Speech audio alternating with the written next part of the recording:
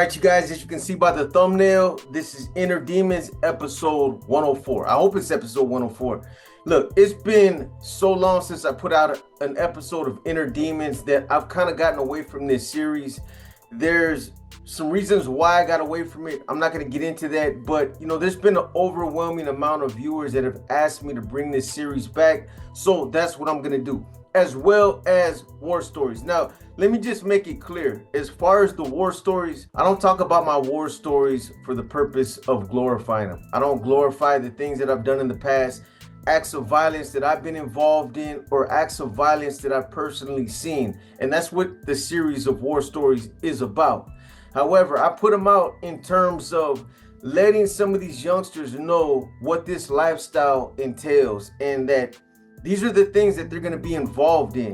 And, if violence is your thing, if you like being around that type of thing, then I guess that lifestyle's for you. But my purpose for talking about, war stories and things that I've done in the past is basically to let these youngsters know that this is the lifestyle that you're going to live. If you become a gang member, that these are the things that they're going to be involved in, and that it comes with a lot of sacrifice. And when I say sacrifice, I mean when I was involved in a lot of that stuff, I lost a lot of relationships. I broke a lot of relationships with family. I burned a lot of bridges. I did a lot of time. A lot of the decision making that I did was based on, the criminal lifestyle that I was living. So these are the things that they're going to be involved in. And that's the reason why I talk about, some of the things that I've seen or the things that I was personally involved in myself. So, I don't want people to think that, boxers on here talking about war stories and, that's all he's doing is glorifying it, because there's nothing to glorify about violence. When you think about violence, there's a whole lot more to it than just going out there in the streets and stabbing somebody or shooting somebody or beating somebody up. At least there was in my case. When I was involved in that lifestyle, the things that I was doing out there in the streets had a direct effect on my personal relationships.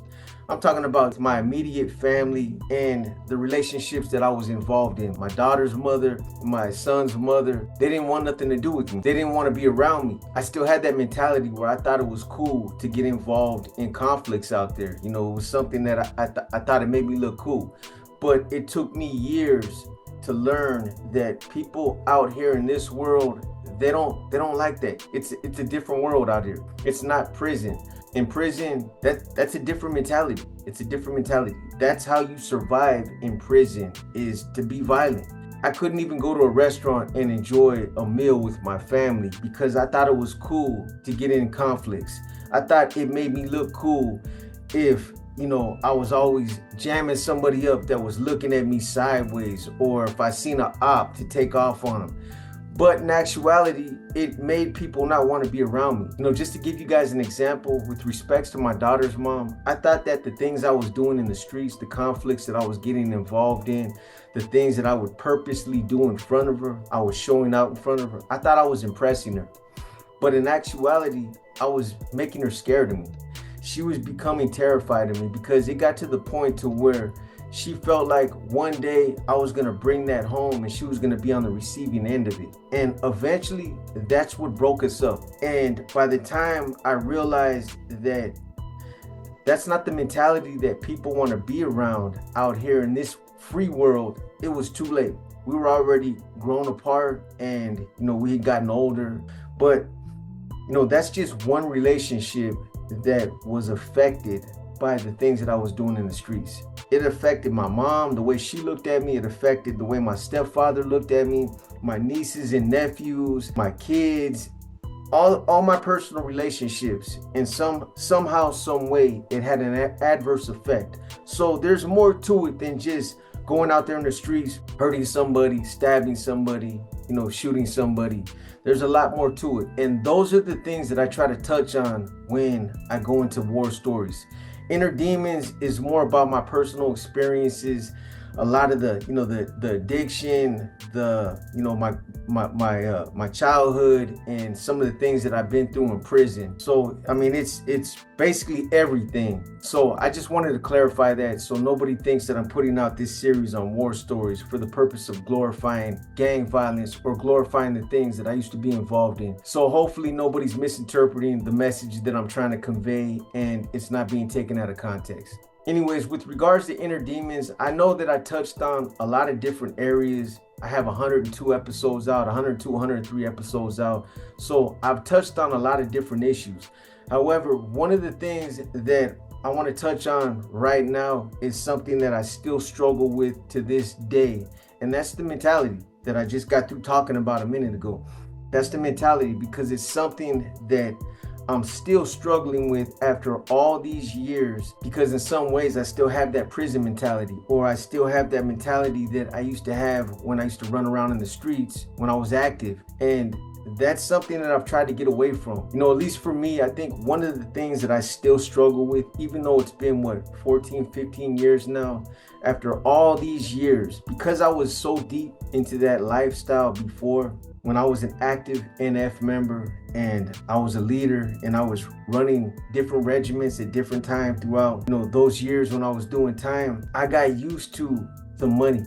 I got used to the money and the power, and it was addicting. And I don't care who you are, when you've been in a position like that and the money comes and you have the power, make decisions, major decisions, it becomes addicting. And that's something it's been a hard transition for me to go from that to coming out here working a legitimate job, especially when I've struggled, when the money hasn't come in the way I wanted to, when I haven't been able to put in as many hours as I wanted, and I was barely making ends meet. That's when I've had to fight back some of my old thinking habits, where I thought about, even if I just got like a zip and I just started slinging a little bit on the side, or maybe because of the things that I learned throughout all the times that I've gotten busted, I've learned how to become a better dealer, and I've learned from my mistakes. Maybe if I have somebody else sling it and I just pick up the money and I act as a relay, maybe I can do it like that, just enough to bread me out, just a couple of extra $1,000 a month. That right there, will be the answer to some of my financial problems. When in actuality, maybe it might help me for 2 or 3 months. Maybe I might get away with it for a year, but eventually somebody either is going to end up telling on me, or I'm going to end up slipping up somewhere and I'm going to end up catching a case, and then I'm going to go back to prison, somewhere where I do not want to be, obviously. So, that's been one of the hardest things for me is dealing with that transition. And it hasn't gotten any easier, even though all these years have passed by. I've even told you guys stories before in the past where I went into a bank to cash a check, or to make a withdrawal or something. Whatever reason brought me to the bank, I was inside the bank and I'd be standing in line and just watching what's going on in the bank. I might see somebody withdrawing a large amount of money, and I'll look over at them and I'll have that thought will go through my mind real quick, like, damn, maybe if you just follow this fool outside the bank somewhere in the parking lot or down the street somewhere, you can get him. And that's a quick come up, but those are real chances that I can't afford to take, because if I get caught, I'm gonna end up going back to prison for a long time. Trust me, they're not trying to do me no favors. Look what happened to Flacco ended up picking up a case just like that. From one day to the next, now he's gone for another 15 years, and he's in his 40s. That's all bad. And these are the things that I think about when these thoughts run through my mind, when these old thinking habits, suddenly just pop up. Hey, you get this fool down the street around the corner somewhere, you can hit this quick lick, or You can get a zip and flip it a couple times, get a couple racks, and then get out. But it never works out like that. You guys know how it is. It's addicting. When you start slinging and you start making money, that money is addicting. You flip it once and you make some money, and then you flip it again and you make some more money, and then you want to double that, and then you want to double that again and double it again, and sometimes you can't stop. I can't stop. So it's better for me not to even go there.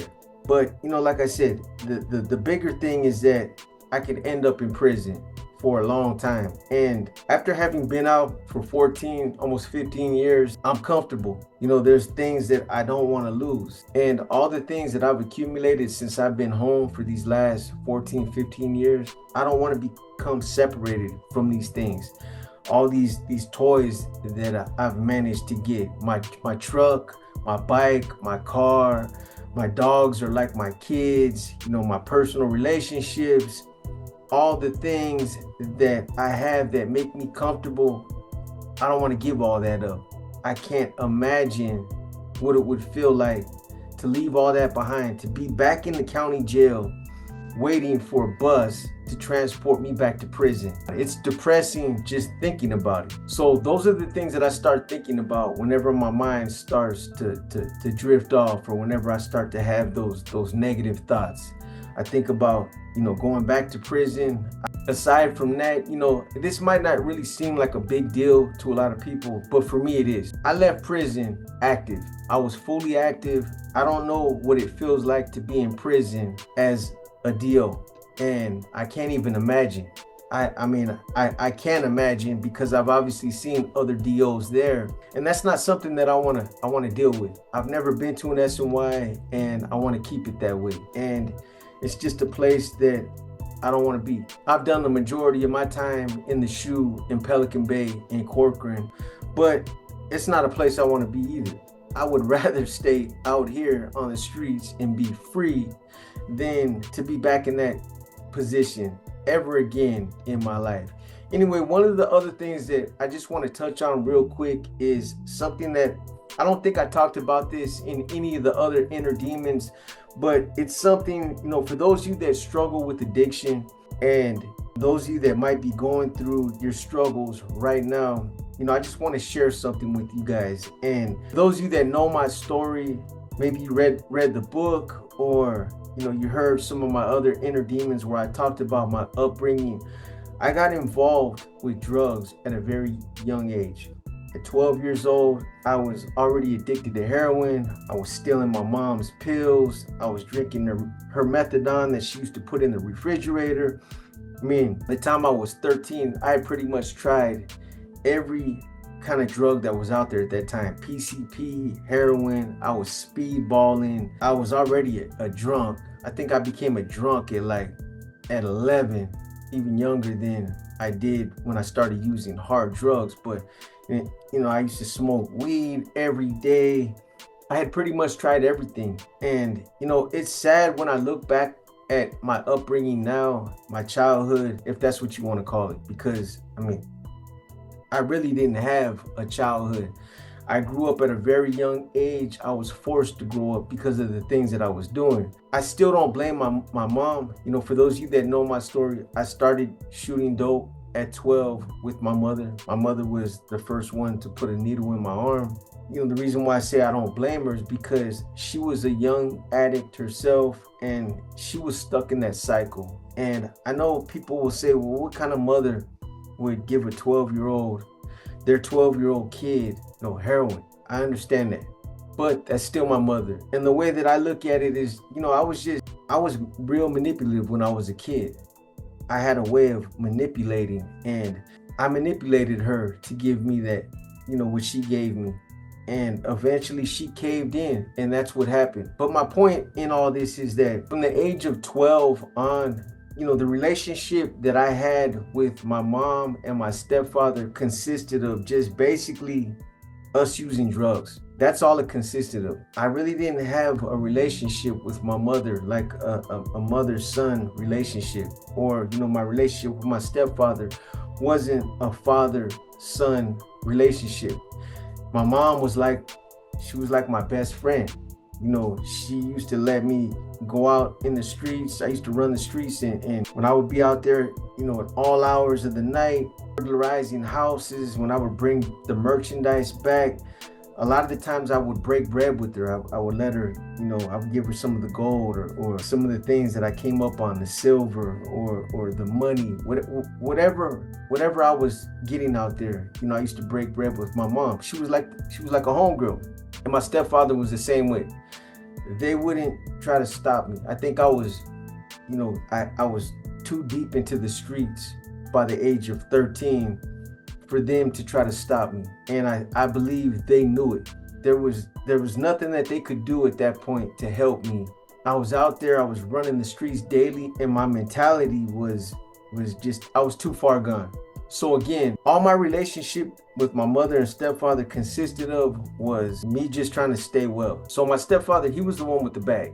He was the one that had the D. Him and my mom, every day they would leave. Before I knew what they were doing, I thought they both had legitimate jobs. I thought they were leaving, you know, every morning to go to work, because I would go to school until I would get involved with drugs later. But at one point, I thought they were both working legitimate jobs. But what they would do is they both leave early in the morning and they go to 16th and Mission, which at that time in the mid to late 80s, 16th and Mission was, if you went down there, you could find a lot of street dealers were dealing 1-in-1s, $15 bag of black and a $10 bag of ether-based Yale. I gotta watch what I say because YouTube dings me for saying certain words. So like I said, this was around 1986, 1987.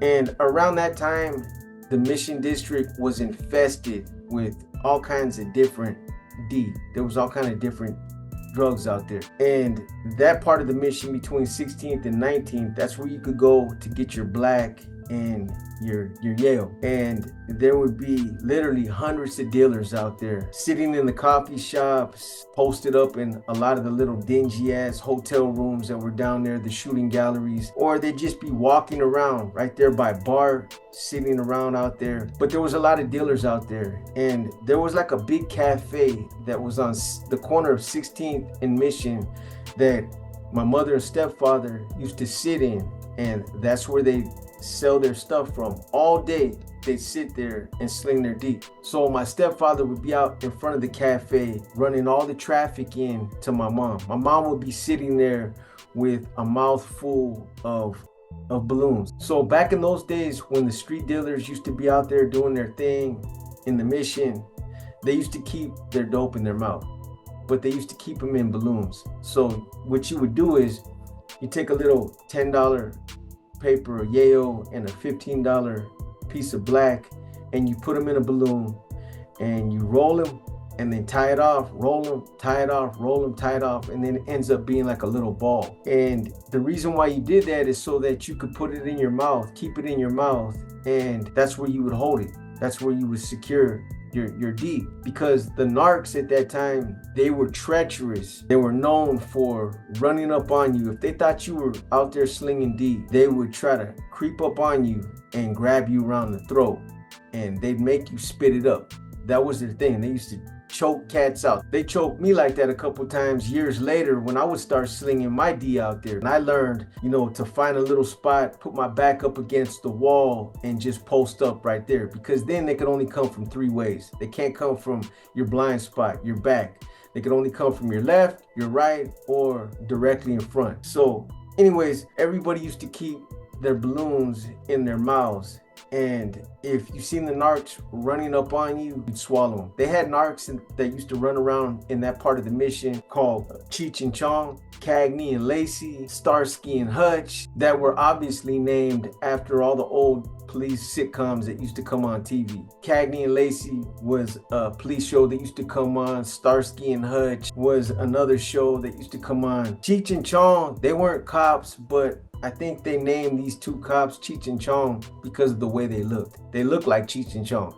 and that's how they dress. But anyways, you had all these narcs that used to run around in the mission, and that was their thing. They used to try to run up on people and they grab them around the throat, try to choke them out. So if you didn't keep your head on a swivel and you weren't slick enough to swallow your D before they came up and put you in a full Nelson, then you ended up catching a case, obviously. But again, my whole point in telling you guys this is that from the time I was 12 until I was 18, my relationship with my mother and stepfather really just consisted of the criminal element that I was involved in, the things that I was doing in the streets. I was out there committing residential burglaries, commercial burglaries. I was out there committing what I used to call nickel and dime robberies, where we would just rob people on the streets. We would literally stand outside of San Francisco General and rob some of the doctors that used to come out, at all hours of the night, or just anybody that would come out of the hospital. That's what my relationship with them consisted of. I never knew nothing else. Before the age of 12, I think I lived somewhat like a normal youngster. I was going to school and I was completely blind to all the things that they were doing. But from the time I was 12 up, that's when everything started happening. So, you guys know the situation that happened with my mom. She passed away when I was in the county jail, when I was in Santa Clara County fighting this last case that I was on. I was there for almost 10 years. She passed away. My grandmother passed away. And, when I got out, my stepfather was still alive. And I don't remember if I talked about this in a prior episode of Inner Demons, but I'm going to tell you guys this because it's relevant, with regards to addiction and my thought process. And it's crazy how this all played out, and it's just something that I wanted to share with you guys. But anyway, so I get out. Eventually I end up getting out of Santa Clara County, and at that time I was staying out there by Pleasanton in Dublin, that area. I stayed in regular contact with my stepfather. He basically raised me from the time I was 11 until he ended up passing away sometime around 2014, 2015. I don't remember exactly when he passed, but he was a part of my life all the way up until, I got out of the Santa Clara County jail, and then he ended up passing away. But the thing that was crazy is that I maintained regular contact with him. Obviously, it was a lot different now that my mom had passed. Him and my mom had been together for years. Basically my entire life, they had been together. He would come up to Dublin on the BART. He would come up there and we kick it. We spend the day up there. We still had a relationship, but things were a lot different. It seemed like because now dope wasn't a part of our relationship, that we had nothing in common. I know that sounds weird, but it's the truth. This even became more apparent when this happened. So look, the first time I see my stepfather, when he came up to Dublin, I noticed that he was real thin. He was thin. And obviously this is from years and years of drug abuse. The body can only take so much. And, obviously when you're poking yourself with needles for 20, 30, 40 years, it has an effect on you. It has an adverse effect on you. Not just your appearance, but your health as well. And, this was something that I'd even seen in my mom before I caught that case and went into the Santa Clara County Jail in 2004. My mom, at that time, I believe she was in her late 40s, but she had been using drugs for years. And you could just tell she wasn't healthy. Her cheeks were sucked in. She was real thin, and she just had that sickly look to her. And that's what it does to you.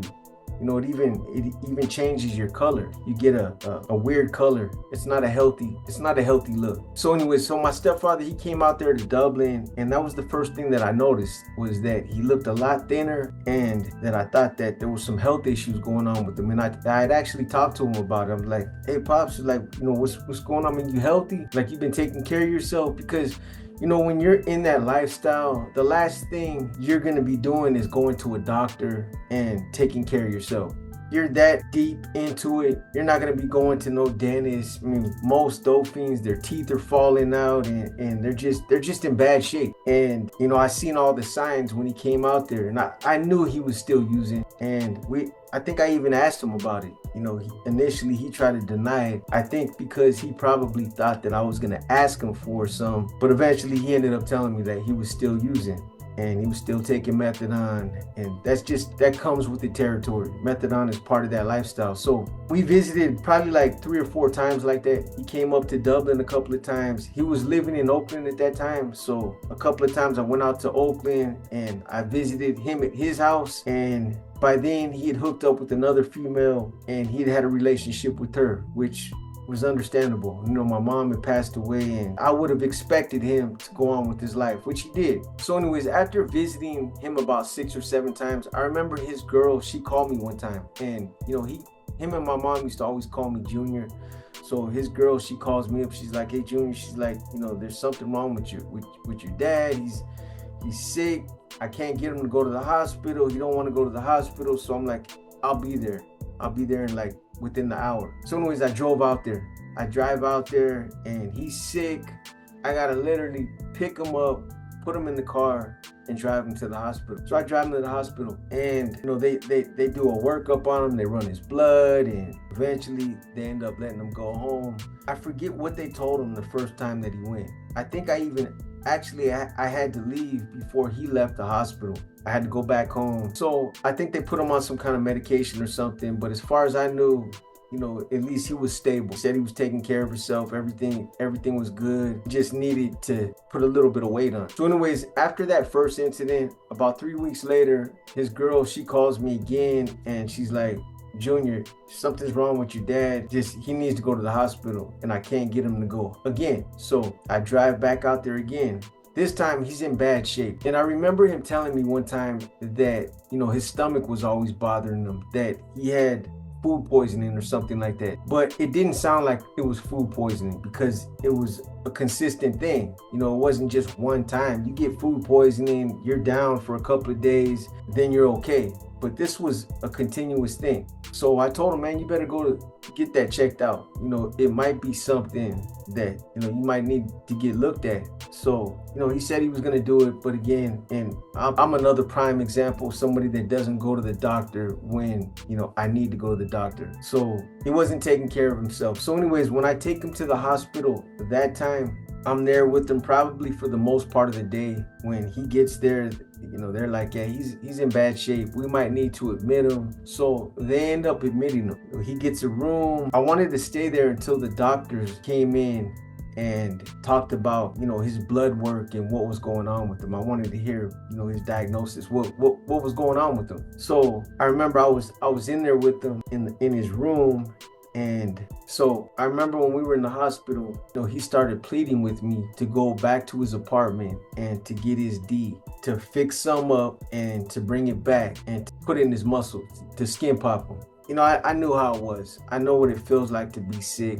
I couldn't tell him no. So this was the first time that this was putting me like directly in front of that shit. And that was all bad. It was all bad because it was just, you know, I knew that anytime I wanted to go use that shit, all I had to do was just go down to the Mission and I knew where to get it. I still had old contacts that I could call and I could still get it, but I didn't want to be a part of that lifestyle anymore. I loved being normal, being a normal person, being able to wake up and go to the gym and not have to wake up and do something, or, you know, being a prisoner in my own body. And what I mean by that is, for those of you that are addicted, you guys know you can't enjoy life. You're not only locked down, but your loved ones are locked down with you, because, you know, you can't go on a vacation without taking a certain amount of D with you. Otherwise, you're going to be sick. You got to take enough just to be regular, just to be normal, just to be, you know, just to get well. And that's just, it's a messed up way of living.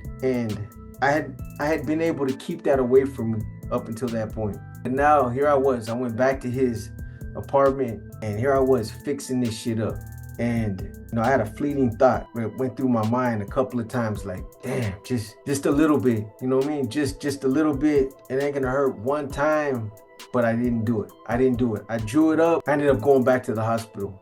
I get back to the hospital.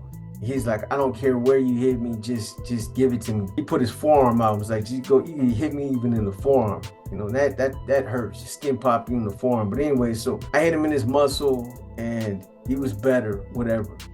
So later on, the doctors end up coming in, and this is when like 15 of them came in. They were like, hey, are you family? And I'm like, yeah, that's my stepfather. So they're like, well, we're sorry to tell you, but he's got stage 4 cancer. It's all over his stomach.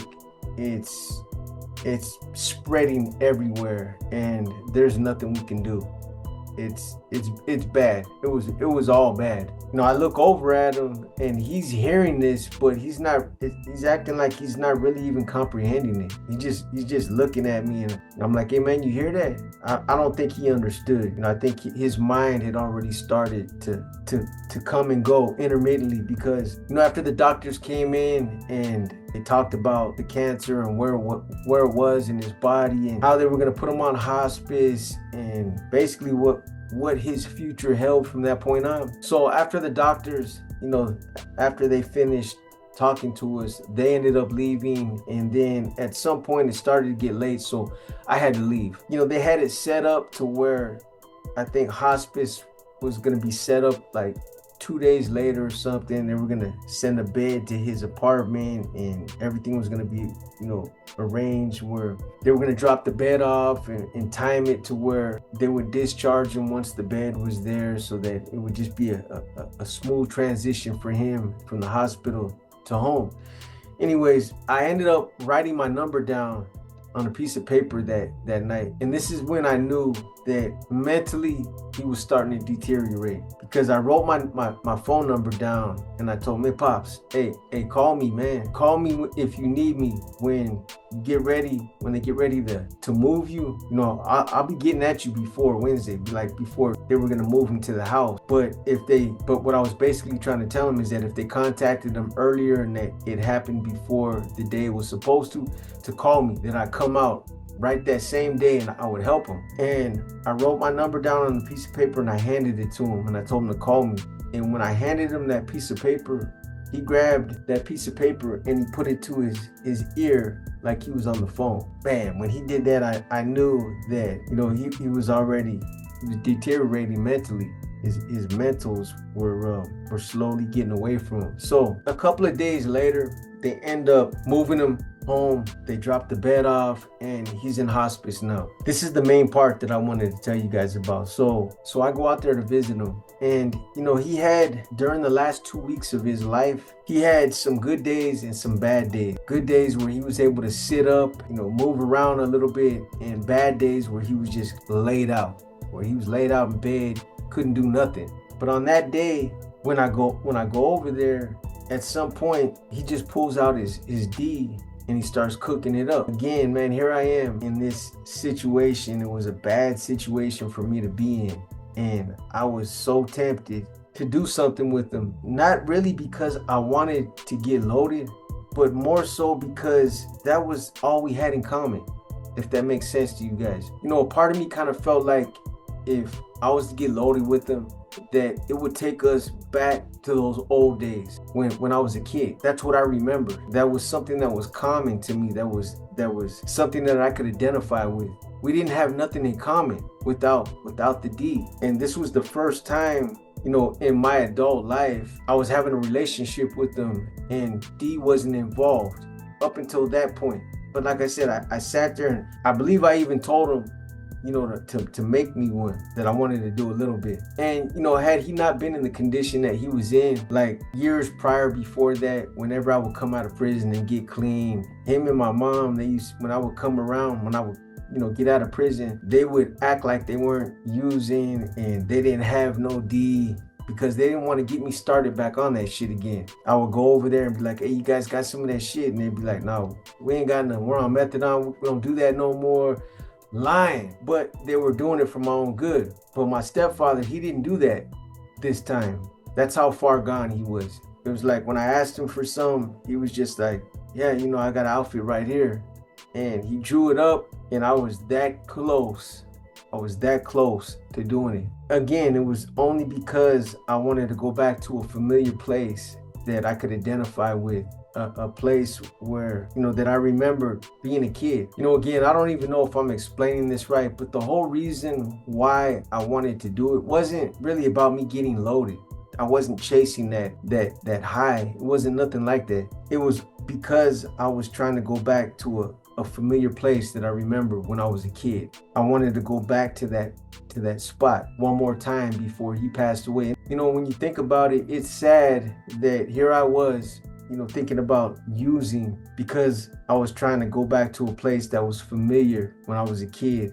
You know, the only kind of relationship, that something that we had in common.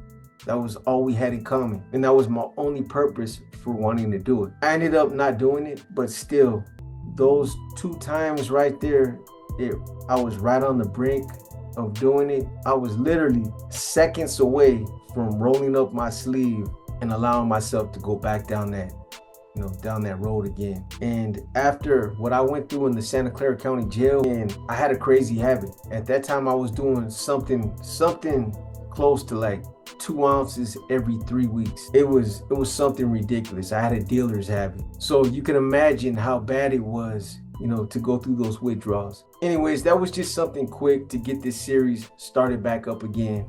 I still need to listen to the last episode so I can figure out exactly where I left off. I want to say it was after I had that job working at MBM, and I was getting ready to transition over to another job at DSD. But there's a lot I still need to talk about as far as, you know, my overall transition back out to the streets from, you know, being in the county jail for that long, for close to 10 years. That's a long time. And, you know, even though it wasn't prison, I still had that mentality. I picked up that mentality of being locked up again. It took about 90 days, like every other time, to transition back out into into this world again, and to be normal around regular people, to get away from that mindset that, you know, I had when I was in the county jail. I appreciate you guys, those of you that have continued to push me to bring this series back. You know, Inner Demons was one of my original series that, you know, I started out strong. I was putting out 2 or 3 Inner Demons every week, and, you know, I'm going to bring it back. I'm going to try to start bringing these episodes back again. Like I said, I'll get into some of the war stories. I had to take a couple days off, so bear with me. I'll get some more stories out to you guys. It's close to tax time, so I've had to get all my tax stuff together. If you guys ain't filed your taxes yet, you better get on it. So again, for those of you that have spoken highly about this series and who have really pushed for me to bring it back, I want to thank you guys, you know, for taking a special interest in my personal story. A lot of the stories that I've been putting out now are stories about the Mexican Mafia, the NF, occasionally here and there. One other thing that I'm going to bring back as well is the Q&As. I used to run Q&As all the time, and, you know, that was another series that I got away from. So if you guys start putting questions in the comments, I'll go ahead and incorporate those questions in my Q&As, and I'll start running those as well. So if you got questions, again, drop them in any one of the comments and I'll find them. Anyways, you guys, I'm going to go ahead and cut this one short. If you guys like this episode, give it a thumbs up. If you didn't like this episode, give it a thumbs down. But either way, drop a comment and let me know what you think. Anyways, as always, I just want to thank those of you who continue to show your unwavering support, and for also continuing to tap into the channel. With that said, you guys enjoy your week and keep pushing that positivity. Until the next one, this is your boy B, and I'm gone.